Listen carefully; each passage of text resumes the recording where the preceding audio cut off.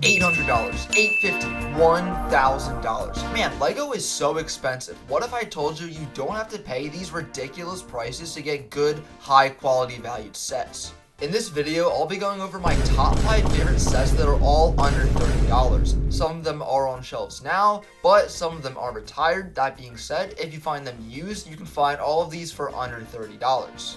Also a disclaimer, I could have put only battle packs on this list, but one, that's too easy, and also I think people deserve a little bit of display value as well. Let's start off with one of the oldest LEGO Star Wars sets ever released back in 1999 with the Naboo Swamp. Now, I would be lying if I told you this was the most exciting set ever. Honestly, I just think it has a really nice charm to it. It's a really simple build. You just have a blue base plate and then a couple of brown pieces, a couple of green pieces, and then some really nice leaf pieces that we've never seen ever again. While the minifigures are really simple, we do get 2 battle droids which each have their own stat, a Qui-Gon in his yellow skin tone, and then a really basic Jar Jar. Nothing crazy here, but they all get the job done. The only play feature is being able to put the stabs in many different positions and many different spots, if you even want to call that a play feature. Moving on to a recent set, and one you probably all forgot about, is the Millennium Falcon Holiday Diorama. This set came out in 2023 and is now retired, and also was on sale for $21, but you can still find it for pretty cheap on the aftermarket. Also, just a side note, the Dio minifigure isn't actually included, I just put him in. In the front, at first glance, we have the big turkey, and this thing just looks absolutely awesome. Moving to the left, we have a nice little Christmas tree that's only made up of a few pieces, but I think it looks really nice, followed by a sleeping quarters, which I chucked Finn in there. On the backside, you can also see that there's a place to hold Rey and Finn's lightsabers. As we move to the right, we have some seating and then an archway, which I think looks really great. Then of course, topping off the set is some Christmas lights that go from one side of the set to the other. The minifigures are pretty bland, but you do get 5 of them, which is incredible for $30. The Mandalorian Forge came out back in 2021 and it's going to run you just over $30 if you go on Bricklink. This is a set where the minifigures almost steal the show, but the build really holds its own as well. One part of the build contains the forge where you can have a great time forging your own Beskar. There's a crane that hangs out and gives you a lot of playability options. Here you can see I placed down both the Armorer and the Mandalorian just for a nice little display. As we move to the back, there's a couple details and some things you would definitely expect to find in a Mandalorian base, including a weapons cabinet that you can actually open up because it's on hinged pieces. There's also thermal detonators hidden underneath.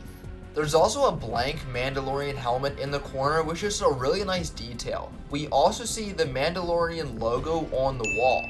It is unfortunately a sticker, but I don't mind them too much, and it is a $30 set, so I can give LEGO a little bit of grace there.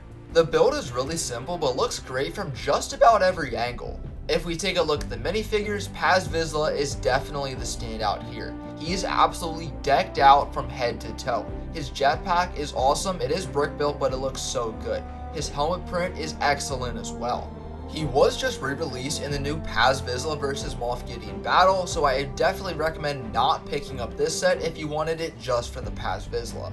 The other figure is the Mandalorian, and well, I don't have too much to say. We've seen this guy 1,000 times before. He looks great, but that's about it. If you were in the LEGO Star Wars community at the time of this set's release, you'll know that the Armorer was a very controversial figure. The first point of controversy was that she reused the Gar Saxon helmet from the 2021 Mandalorian Starfighter. While I don't think it looks terrible, and it does kinda work, it doesn't look the best, and LEGO definitely cheaped out here. They also printed her fur coat instead of giving her an actual cloth piece, which is a bit disappointing. The Duel Mustafar has a special place in my heart, because it was the first set I bought when I got out of my dark ages and began to recollect LEGO. That being said, it's a really good set. To start off, the 2 minifigures included, Anakin and Obi-Wan, are so good. They're really simple, but honestly they do everything that they need to.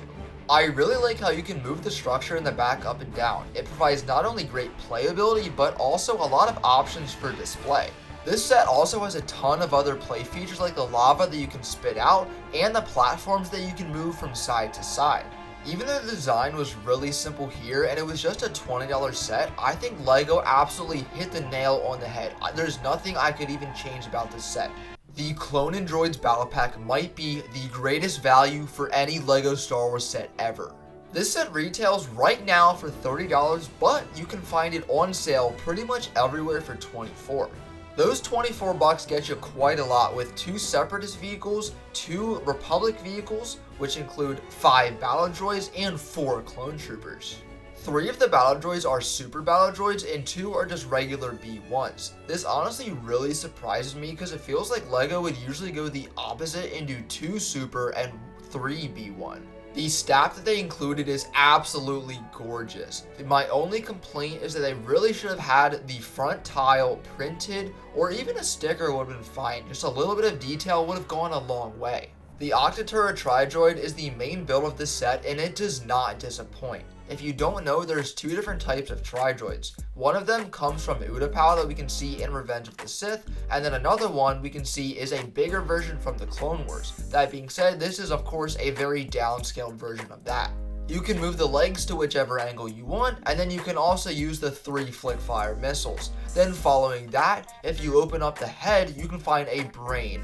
That being said, 10 out of 10 on the droid side. It's just the clones that we're going to take a look at that gets a bit controversial. The elephant in the room is the Clone Troopers.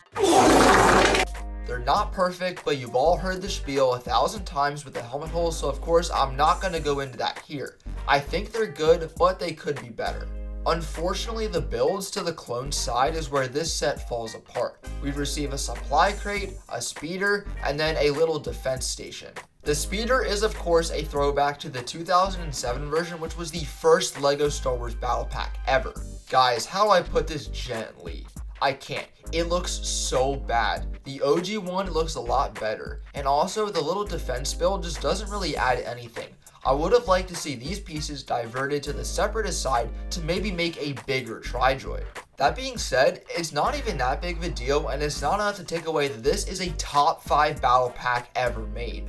If you enjoyed this video, you should subscribe because I have tons of other LEGO videos that you will be sure to enjoy. If you took the time out of your day to watch to the end of this video, thank you guys so much. I really appreciate it. Of course, have a fantastic day, and you can check out more LEGO Star Wars videos coming up on the end screen now.